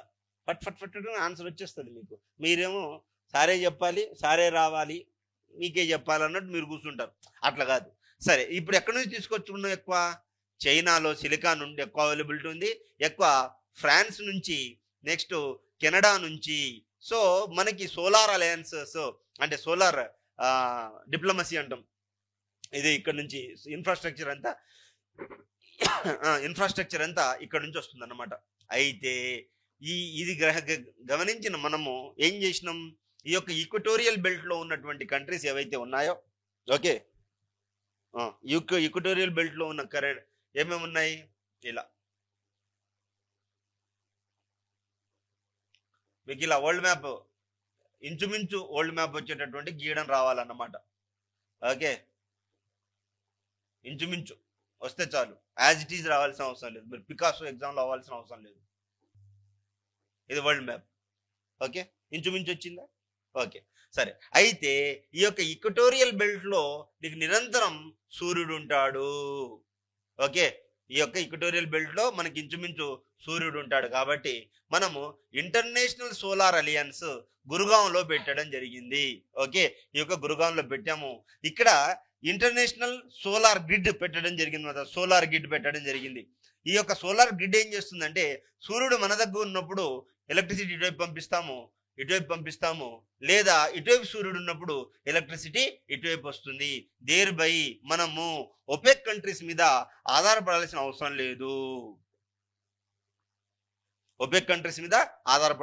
లేదు. దేర్ బై మనము శక్తి భద్రతను పొందగలుగుతాము. ఎప్పుడైతే మనము ఈ యొక్క ఒపెక్ కంట్రీస్ దగ్గర నుంచి ఆయిల్ని ఇంపోర్ట్ చేసుకుంటున్నామో డాలర్ వాల్యూ పెరుగుతుంది. ఎప్పుడైతే ఇది మనం మానేస్తామో మన రూపీ విలువ పెరుగుతుంది. ఎప్పుడైతే రూపీ విలువ పెరుగుతుందో మన దగ్గర పెట్టుబడులు పెరుగుతాయి, మౌలిక వసతులు పెరుగుతాయి, నిరుద్యోగం తగ్గుతుంది, పేదరికం తగ్గుతుంది, సోషల్ ఇన్ఈక్వాలిటీస్ తగ్గుతుంది. ఆ విధంగా ఈ యొక్క సోలార్ ఎనర్జీ వల్ల మనకి ఇన్ని బెనిఫిట్స్ ఉన్నాయి అన్నమాట. అర్థమైందా? ఇలా మీరు మన సైన్స్ అండ్ టెక్నాలజీ జాగ్రఫీలో అన్ని బొమ్మలే కనిపించాలి. అలానే బొమ్మలు వేసుకొని వచ్చేవు అట్లా కాదు. రాశావంటే ఒక వన్ పార్ట్లో ఒక బొమ్మ, మిగతా 3 పార్ట్లు ఇన్ఫర్మేషన్, ఒక పార్ట్ బొమ్మ 3 పార్ట్లు ఇన్ఫర్మేషన్ ఉంటే ఎక్కువ మార్కులు రావడానికి ఆస్కారం ఉంటుందన్నమాట. నెక్స్ట్ ఇంకేం energy? Geothermal energy. Okay, geo thermal energy, దీన్నే గీజర్స్ అని కూడా అంటాం. ఏమంటున్నాం అంటే గీజర్స్ అని అంటున్నాం. అంటే ఏం లేదబ్బా, ఇలా వాల్కెనిక్ మౌంట్ ఉంటుంది. ఓకే, ఇక్కడ వాల్కెనో ఉంటుంది. వాల్కెనో హైయెస్ట్ హీట్ ఉంటుంది. Volcano has the highest heat. But ఇది డార్మెంట్, అది మ్యాక్సిమం ఇంకా పేలదు. బట్ దాంట్లో ఉన్న ఆ హీట్ అనేది ఎటో చోటు పోవాలి.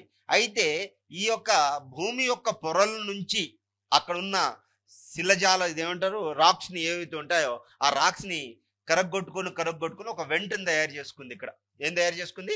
ఒక వెంటని తయారు చేసుకుంది. ఓకే, ఒక వెంటని తయారు చేసుకొని ఇక్కడ వాటర్ ఉంటుంది. ఇక్కడ అనుకోకుండా ఇక్కడ వాటర్ బాడీ ఉంది. అది అనుకోని ఫామ్ అవ్వలేదు, అనుకోకుండా వాటర్ బాడీ ఉంది. ఈ యొక్క వాటర్ ఏదైతే ఉందో ఈ వాటర్ హీట్ అవ్వడం ద్వారా ఇక్కడ స్టీమ్ జనరేట్ అవుతుంది. ఈ స్టీమ్ ని ఛానలైజ్ చేసి మనము ఏం తిప్పుతున్నాం? టర్బైన్ తిప్పుతున్నాము. దీన్ని జియోథర్మల్ ఎనర్జీ అంటాము. అర్థమైందా? జియోథర్మల్ ఎనర్జీ ఎలానో మళ్ళీ ఒకసారి చెప్తున్నా. ఇది వాల్కెనిక్ మౌంట్. ఓకే, వాల్కెనో ఉంటుంది, but it is dormant volcano. Okay, so ఇక్కడ ఉన్నటువంటి హీట్ ఎనర్జీ, వాల్కెనిక్ ఎనర్జీ ఏదైతే ఉందో అది ఎక్కడో చోటు నుంచి ఎస్కేప్ అవ్వడానికి ట్రై చేస్తుంది.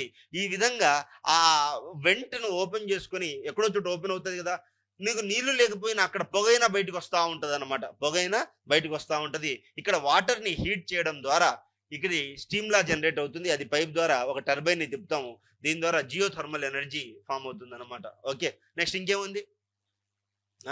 బయోఫ్యూయల్. చూడండి, మనకి బయోఫ్యూయల్లో మనం 4 జనరేషన్స్ ఉండేని మాట్లాడుకున్నాం. ఓకే, ఏంటి ఫస్ట్ జనరేషన్ ఏంటి? ఎడబుల్, నెక్స్ట్ నాన్ ఎడబుల్, దాని తర్వాత ఆల్గే, దాని తర్వాత కెమికల్ ప్రాసెస్ ద్వారా ఎలక్ట్రిసిటీ ప్రొడ్యూస్ చేస్తున్నాం. అయితే ఈ యొక్క బయోఫ్యూయల్ అనేది ఎడబుల్ నుంచి ఫామ్ చేస్తున్నాం. ఫామ్ చేసినటువంటి ఇది మనము డీజిల్ లోపల, ఓకే, ఇది ఇథనాల్ ప్రొడ్యూస్ అవుతుంది కదా, ఈ యొక్క ఇథనాల్ ప్రొడ్యూస్ అయ్యేదాన్ని మనము దేంట్లో డీజిల్ లోపల మరియు పెట్రోల్ లోపల కలిపి మనం ఎనర్జీ సెక్యూరిటీని సాధిస్తున్నాం. స్టార్టింగ్ లో 2% కలిపే వాళ్ళం, దాని తర్వాత 5% కలిపాం, దాని తర్వాత 8% కలిపాం, దాని తర్వాత 12% కలపడం జరిగింది.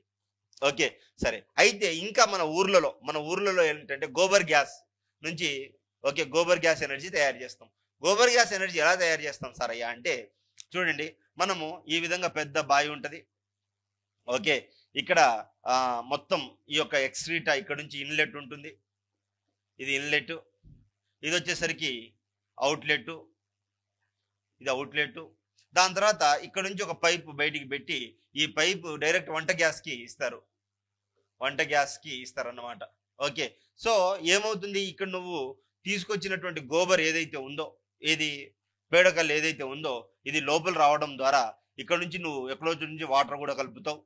ఓకే, అంటే మీ ఇంట్లో ఉన్న వేస్ట్ కూడా దీంట్లో వేస్తావు. కాబట్టి ఇక్కడ ఫర్మెంటేషన్ జరిగి, లేదా ఫర్మెంటేషన్తో పాటు డికంపోజిషన్ జరిగి ఈ ప్రొడ్యూస్ అయినటువంటి మీథేన్ ఏదైతే ఉందో, ఓకే, ఈ మీథేన్ ద్వారా ఇలా గ్యాస్ వచ్చి నీ వంటగదిలో ఫుడ్ క్రియేట్ చేసుకోగలుగుతావు. సో నీకు పని చేయగలగడానికి ఒక శక్తినే మనము ఏమంటున్నాం అంటే, పని చేయగలిగే కెపాసిటీనే శక్తి అంటున్నాం. కాబట్టి దాన్ని ఎనర్జీ అంటున్నాము. ఈ విధంగా డొమెస్టిక్ నీడ్స్ విలేజెస్ లో తీరుతున్నాయి. So dependent on CNG, LPG will be reduced, thereby again imports will reduce. Hello, అర్థమవుతుందా అందరికి? అర్థమవుతుందా సార్ అందరికి? ఓకే, ప్రాసెస్ చేస్తారు, బట్ ప్రాసెస్ అక్కడ ఏంటి కంట్రోలర్ ఉంటుంది, బట్ వితౌట్ ప్రాసెస్ చేసేస్తాం. వండినప్పుడు బాగానే టేస్ట్ ఉంటుంది, వాసన లేని రావు. ఓకే, వాసన లేని రావు.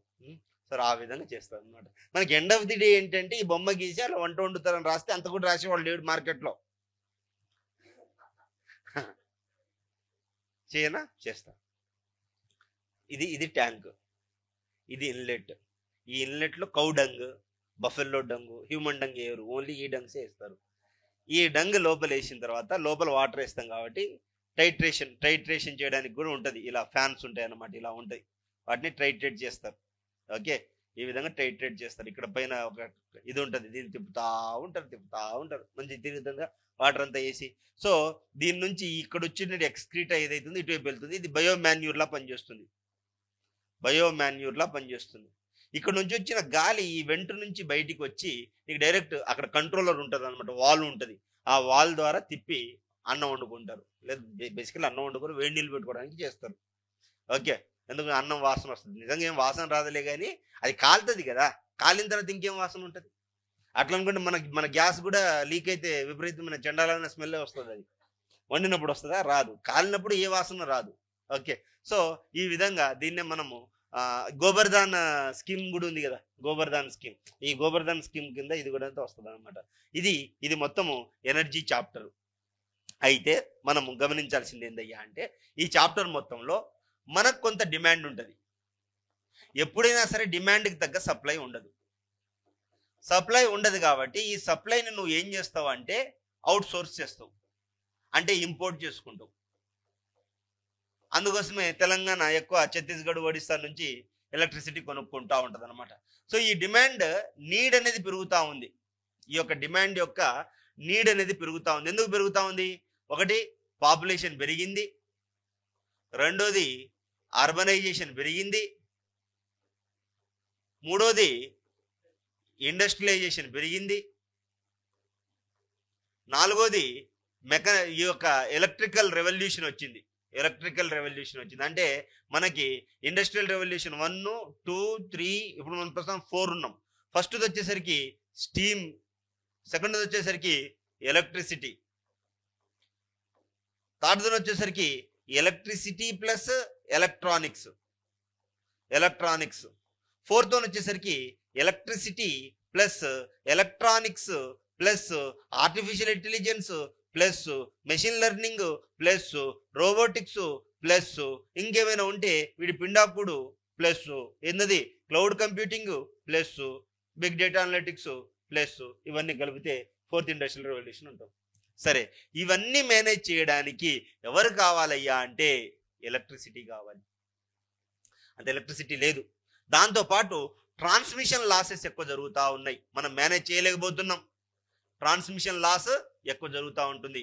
Then theft, okay, human led theft కూడా జరుగుతూ ఉంది. అండ్ మనం ఇప్పుడు ఈ ఇన్స్టిట్యూట్ మంది కాదు, మనం ఏం చేస్తాం, వెళ్ళిపోయేటప్పుడు అన్ని స్విచ్లు ఆన్ చేసేస్తాం. అదే మనం ఇంటర్మీడియట్ డిగ్రీ చదివేటప్పుడు లాస్ట్లో మొత్తం ఇరగొట్టేస్తాం, ఫ్యాన్లన్నీ ఇరగొట్టేసి అన్నీ చేసి పడేస్తాం, ఫోన్లన్నీ వేసి I paid no yes you pay, ట్యూబులు కూడా పగలు కొడతారు. ఓకే, సో అట్లా చేస్తారన్నమాట. ఓకే, సో ఈ విధంగా డిమాండ్కి తగ్గటువంటి సప్లై లేదు. ఎప్పుడైనా సరే మన సర్ప్లస్లో ఎప్పుడు వెళ్ళలేం.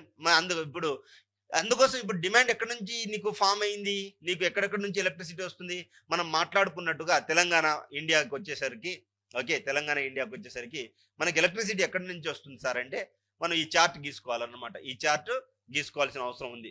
సరే, మనం ఎక్కువ డిపెండ్ అయ్యేది కోల్ బేస్డ్ ఎలక్ట్రిసిటీ, దాని తర్వాత హైడ్రో పవరు, దాని తర్వాత విండ్ ఎనర్జీ, దాని తర్వాత కొంచెం థర్మల్ ఎనర్జీ, కొంతమంది ఇదే థర్మల్ ఎనర్జీ అంటే చాలా ఉంటుంది, థర్మల్ ఎనర్జీ, దాని తర్వాత మనకి న్యూక్లియర్ ఎనర్జీ, దాని తర్వాత సోలార్ ఎనర్జీ, ఇదంతా ఉంటుంది. సో మనము సోలార్ ఎనర్జీని పెంపొందించుకోవడానికి పెరగడానికి ఇక స్కీమ్స్ ఉంటాయి, ఆ స్కీమ్స్ మీరు చదువుకోవాలి.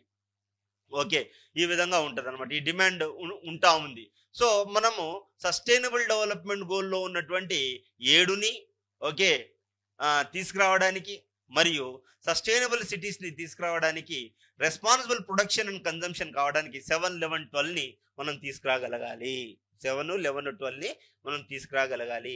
ఈ విధంగా తీసుకురాగలిగితే ఈ డిమాండ్కి తగ్గటువంటి అంటే రెస్పాన్సిబుల్ కన్జంప్షన్ కూడా ఉండగలగాలి. అప్పుడు ఈ కన్జంప్షన్ని నేను ఏ విధంగా తయారు చేసుకోగలుగుతా?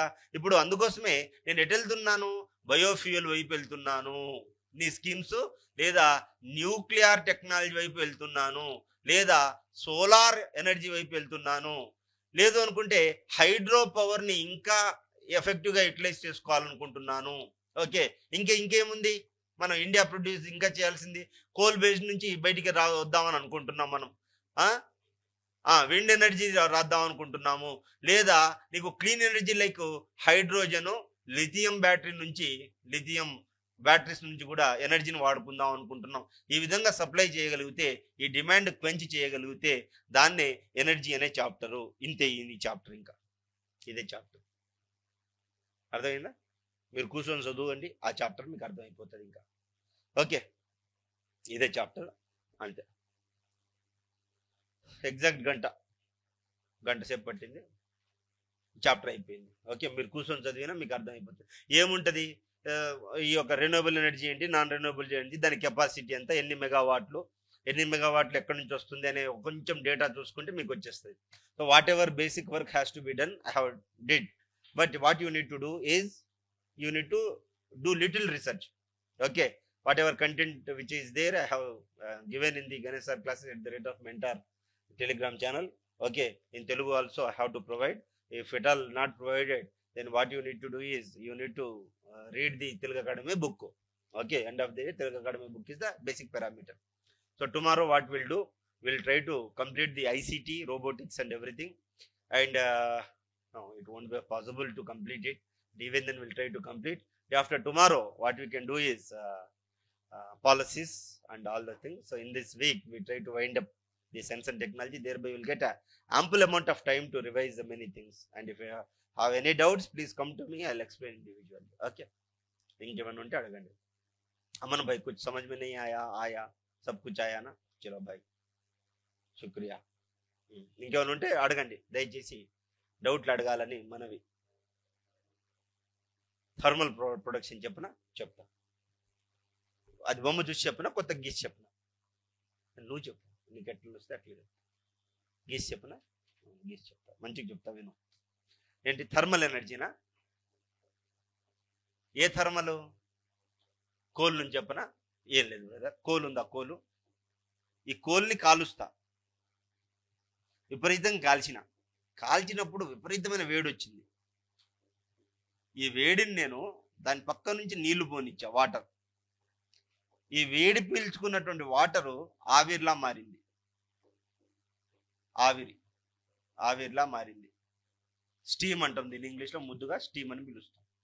ఈ ఆవిరిలా మారింది, బాగా అసలు మామూలు స్పీడ్ ఉంటుంది, జుమ్మని పోతా ఉంటుంది. నువ్వు ఎప్పుడైనా అన్నం వండినప్పుడు ఆ పైన లిడ్ తీస్తే నీకు ఆపోజిట్ డైరెక్షన్లో లిడ్ తిప్పాలి. అది ఇటువైపు డైరెక్షన్ తిప్పామనుకో, చెయ్యి మొత్తం కాలిపోయి మొత్తం చర్మం అంతా ఊడొస్తుంది, మంచిగా నీట్గా అందంగా ఉంటుంది. ఓకే, అట్లా అవుతుంది, అంత స్పీడ్ ఉంటుంది దానికి. అయితే ఈ స్పీడ్తో అక్కడ ఉన్నటువంటి టర్బైన్ని తిప్పుతా నేను. ఈ విధంగా టర్బైన్ తిప్పిన. ఈ టర్బైన్ తిప్పడం వల్ల లోపల ఏం కరెంట్ ప్రొడ్యూస్ అయింది? ఎడ్డీ కరెంట్ ప్రొడ్యూస్ అయింది అనమాట. ఈ యొక్క ఎడ్డీ కరెంట్నే నేను కరెంట్ అంటున్నా. ఓకే, ఇది కాస్త ఎలక్ట్రికల్ కరెంట్గా మారింది. ఇది అంతా వచ్చింది, ఇది జెన్కో, ఇక్కడ ట్రాన్స్కో, ఇక్కడ డిస్కామ్ ఉంటుంది. నీకు ఇంటికి వచ్చిన తర్వాత అది కాస్త మెకానికల్ ఎనర్జీగా మారింది. ఇదే థర్మల్ ఎనర్జీ. అర్థమైందా అన్న? ఇంకేమైనా ఎక్స్ప్లెయిన్ చేయనా ప్లీజ్? ఇంకోటి అడగవా? న్యూక్లియర్ రియాక్టర్లు చెప్పనా? ఓకే, బొమ్మ గీసి చెప్పనా, ఉన్నది చెప్పనా? బొమ్మ గీసి మంచిగా చెప్పనా? చెప్తా. Thermal reactor. సరే, ఏది కావాలంటే అది చెప్తా, అన్నీ వచ్చు నాకు. Nuclear reactor. Okay, nuclear reactor ఏం లేదు కాక, యురేనియం ఉంటుంది. యురేనియం, దానికి డోంట్ గెట్ ఇంటూ టెక్నికల్. 235 238 అవసరం లేదు. యురేనియం చాలా పెద్ద ఆటం అన్నమాట. దీన్ని స్పీడ్గా వచ్చి ఒక న్యూట్రాన్ గుద్దుతుంది. గుద్దినప్పుడు స్పీడ్గా వచ్చి గుద్దుతుంది. ఇది చాలా పెద్దది కదా, ఇది రెండుగా విచ్ఛిన్నం అవుతుంది. రెండుగా విచ్ఛిన్నమైనప్పుడు నీకు ఒక ఎలిమెంట్ ఇంకో element produce, A B produce అవుతుంది. అదేందో మనకు సంబంధం లేదు, వాటితో మనకు చూడండి. ఇక్కడ ఏం ప్రొడ్యూస్ అయింది? హీట్ ప్రొడ్యూస్ అయింది. విపరీతమైన హీట్ ప్రొడ్యూస్ అవుతుంది. ఈ హీట్ని నేను ఏం చేస్తానంటే, ఒక లిక్విడ్, అది ఏ లిక్విడ్ అయినా కావచ్చు, సోడియం లిక్విడ్ కావచ్చు, నైట్రోజన్ లిక్విడ్, ఏదైనా లిక్విడ్ కావచ్చు. ఆ లిక్విడ్ ఈ హీట్ని అబ్జార్బ్ చేసుకుంటుంది. అబ్జార్బ్ చేసుకుని రీటైన్ చేయగలుగుతుంది, చాలాసేపు అది ఉంచుకోగలుగుతుంది. సో దీని చుట్టూ నేను ఎవరిని పంపించా? వాటర్ని పంపించా. ఇలా వాటర్ని పంపించినప్పుడు ఈ వాటర్ ఆ హీట్ పీల్చుకొని స్టీమ్ లా తయారైంది. ఎంత స్పీడ్గా వెళ్తుందంటే కాక ఇక్కడున్న టర్బైన్ మొత్తానికి ఏం తిప్పగలుగుతుంది. తిరిగిందా అది మెకానికల్ ఎనర్జీ, దాని తర్వాత ఎలక్ట్రికల్ ఎనర్జీగా కన్వర్ట్ అయింది. అంత ఈజీ. ఇంకోసారి చెప్పనా వద్దా? చెప్పిందా? మళ్ళీ ఒకసారి చెప్పను. టైప్స్ ఆఫ్ న్యూక్లియర్ రియాక్టర్స్ ఏం లేదు చూడు. టైప్స్ ఆఫ్ న్యూక్లియర్ రియాక్టర్లో నువ్వు చదువుకునేటప్పుడు ఇక్కడున్న లిక్విడ్ ఉంది చూడు, మొత్తం ప్రాసెస్ ఒకటే. హెవీ ప్రెషరా, హెవీ వాటరా, లైట్ వాటరా, సోడియమా, ఇవన్నీ ఉన్నాయి. కేవలం ఈ యొక్క లిక్విడ్లో డిఫరెన్స్ వస్తే ఆ న్యూక్లియర్ రియాక్టర్ పేరు మారిపోతుంది. కంప్లీట్ ప్రాసెస్ ఒకటే. నీకు స్కెలిటన్ ఇచ్చేసిన, నువ్వు 6 ప్యాక్స్ చేస్తావా, 8 ప్యాక్స్ చేసుకుంటావా, ఫ్యామిలీ బ్యాగ్ తెచ్చుకుంటావా, పొట్టే లేకుండా బతుకుతావా, నీ ఇష్టం. సో ఈ యొక్క లిక్విడ్ కాంపోనెంట్ ఏదైతే ఉందో అక్కడ లిక్విడ్ హై ప్రెషర్ రియాక్టర్ అంటాం, దాన్ని LHPR అంటాం. లిక్విడ్ లో డెన్సిటీ వాటర్ ఉన్నటువంటి దాన్ని చేసుకుని నైట్రోజన్ ఉంటుంది, సోడియం ఉంటుంది. ఇక్కడ XYZABC అని ఉంటుంది. దాన్ని బట్టి A reactor, B nuclear reactor, A nuclear reactor, XYZ nuclear reactors అంటాం. ఇదే types of nuclear reactors. Okay, ఇంకా అడగండి ప్లీజ్. ఏదో ఒకటి అడగండి ప్లీజ్. అవును, లేదు అర్చిపోను, ఇంకా ఎనర్జీ వస్తుంది. ఇంకో 2 గంటలు చెప్పమనే చెప్తా. అది ఎనర్జీ చెప్తా. Very good. అందరూ బాగా చదువుతున్నారు కానీ ఏం చదవట్లేదు. అది దా లాజిక్. అందరు బాగా చదువుతున్నారు కానీ ఏం చదువుతున్నారు వాళ్ళకి తెలియట్లేదు. మళ్ళా ఎండ్ ఆఫ్ ది డే ఏం చదవాలి సార్, ఏదైనా చెప్పు కదా. అది ఇంకా అలసిపోయినరా మీరు? ఈ కళ్ళు ఎర్రబడ్డాయి. పొద్దున ఎప్పుడో వచ్చిండ్రా. ఏం క్లాస్లో కూర్చున్నారు అంటే క్లాస్లో నేర్చుకోవాలి మొత్తం. ఇంటికెళ్ళి ఒక్కసారి రివిజన్ చేసుకొని నిద్రపోవాలి. పొద్దున్న లేవగానే నిన్నేం రివిజన్ చేసాం అదే చదవాలి. కొత్త ఏం చదవకూడదు. నువ్వు మీ దగ్గర ఉన్న పుస్తకాలన్నీ కాల్ చేయండి ఫస్ట్, టెన్షన్ పోతుంది. నిజం. మీరు రోజు క్లాస్కి వస్తున్నారు అంటే ఫస్ట్ ఫండమెంటల్ ప్రిన్సిపల్ ఏంటి ఎగ్జామ్ క్లియర్ చేయాలి అంటే మీ దగ్గర ఉన్న పుస్తకాలన్నీ నాకు డొనేట్ చేసేయండి, నేను లైబ్రరీలో పెట్టుకుంటా. ఒకటి. రెండోది ఏంటంటే క్లాస్లో వినేదే 100 సార్లు రివిజన్ చేయాలి. ఏ క్వశ్చన్ వచ్చినా అదే రాసిరా, నువ్వు కంపల్సరీ ఎంపీడో అవుతావు, నేను రాసిస్తా. ఇంకొంచెం ఎఫెక్టివ్గా అర్థం చేసుకొని దాన్ని విలువ జోడించుకొని మున్సిపల్ కమిషనర్ అవుతావు. దాన్ని చాలా అద్భుతంగా ప్రజెంట్ చేయి. ఆర్డీఓ అవ్వకపోతే నేను పేరు మార్చుకుంటాను. ఇప్పుడు నేను మాట్లాడిందే according to the syllabus copy మాట్లాడుతున్నా. బియాండ్ ఎటు పోవట్లేదు. నువ్వు పొమ్మన్నా పోను, నేను నాకు రాదు దానికి మించి. అంతవరకే చదువుకున్నాను నేను. నిజంగా రాదయ్యా, రాదనే చెప్తాం. అంతవరకే వచ్చు నాకు. నిన్న క్లాస్ స్పేస్ టెక్నాలజీ చెప్పేటప్పుడు సార్ అక్కడ మిషన్లో ఆ కాంపోనెంట్ ఉంటుందా నాకు తెలియదు. అది నాకు ఎంతవరకు నాలెడ్జ్ అంటే నిన్న ఆర్డీఓ చేసి అందరికీ ఉంది. నిన్ను ఇప్పుడు ఇస్రో సైంటిస్ట్ నేను చేయలేనుగా ఈ వయసులో. నాది దాటిపోయింది, అడిగిన క్వశ్చన్ అడిగినోడిది కూడా దాటిపోయింది. ఆ 8th 9th క్లాస్లో నేర్చుకోవాలి. ఇప్పుడు మొత్తం డబ్బులు కట్టాగా అన్ని ఇప్పుడే నేర్చుకుంటా అని డౌట్లు అడగడం స్టార్ట్ చేసిండ్రు. మనకు తెలుసు గత 10 సంవత్సరాలుగా ఒక మినిమం ఒక 30,000 మందినైనా చూస్తుండే, 30,000 బుర్రలు చూస్తుంటే నేను ఇంత చిన్న వయసులో. ఓకే, అదన్నమాట. సో అందుకోసం తెలిసిపోతుంది మనకి అట్లా. ఇంకా అడగండి, ఇంకేదో ఒకటి అడగండి ప్లీజ్. అడగండి సార్ ఏదో ఒకటి. వ్యాక్సినేషన్ చెప్తా, ఇక్కడ చెప్పను, కింద కూర్చోబెట్టి అక్కడ చెప్తా, సరేనా? ఇంకా ఏదది నోట్స్ పెడతా, మన దీంట్లో పెట్టాలి, పెట్టలేదు పెడతా. మళ్ళీ లేదు ఇంకా చెప్పుడు లేదు, అదే చదువుకుంటారు మీరు. ఓకే, ఇంకా చెప్పుడు లేదు, బేసిక్ ప్రిన్సిపల్ ఇచ్చేసి ఇంకా మీరు అన్ని నేనే చేస్తే మీరేం చేస్తారు? రిపీట్ ఏం లేదు, ఎనర్జీ చాప్టర్ అయిపోయింది. అయిపోయింది. అయ్యో మళ్ళా అదో కన్ఫ్యూజన్, మళ్ళీ అయిపోయింది, ఎనర్జీ చాప్టర్ అయిపోయింది. మళ్ళీ చెప్తా అనుకునేవు.